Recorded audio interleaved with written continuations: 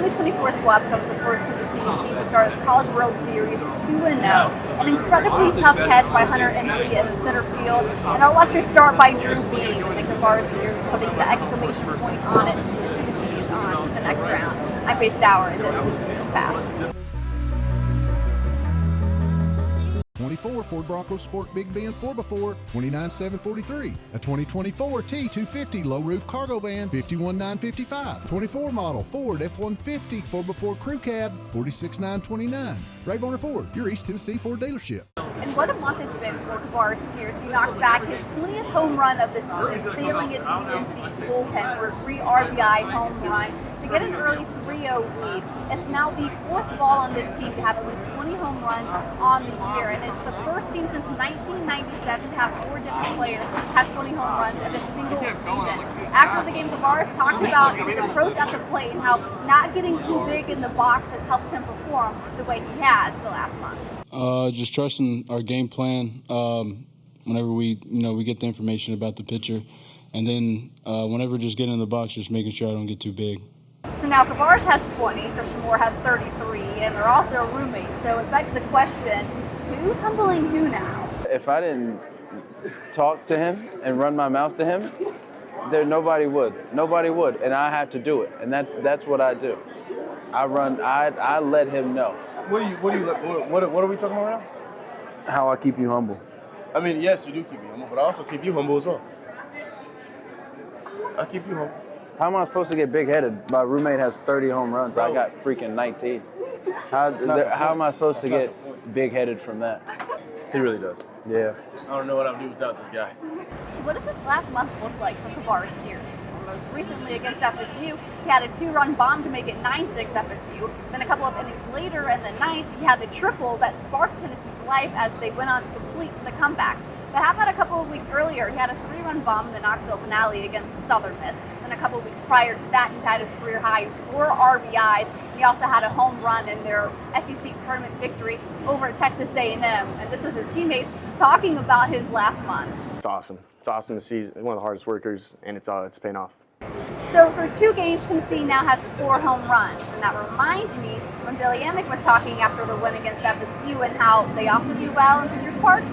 Pitchers Park Fords, and we fit real well in Pitchers Park for us. We're not worried about it at all. We're just going to come to the field and control what we can control.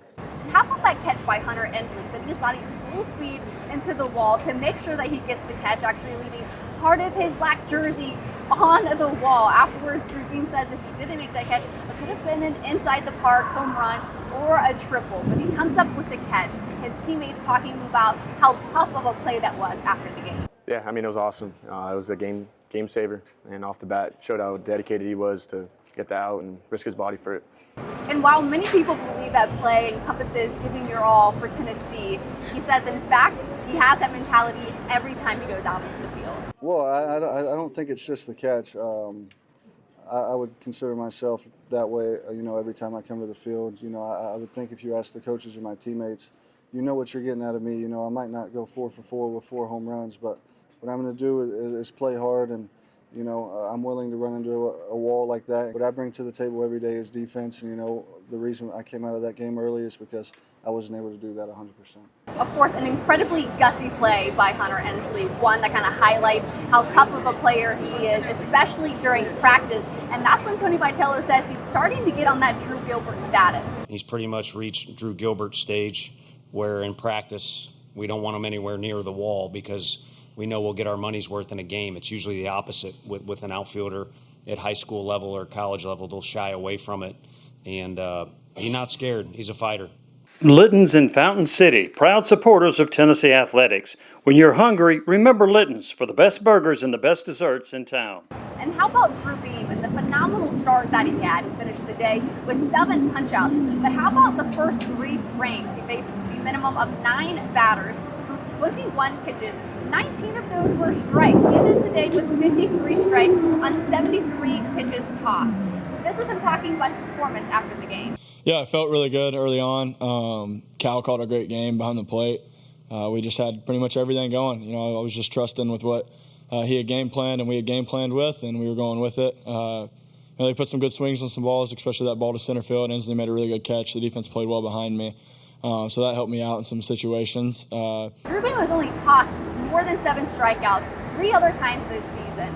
2 were 8 and 1 was 9. But the difference tonight, Tony Vitello said, was Rubin went out there with conviction. His hard work has paid off, but consistency is a word that sticks out.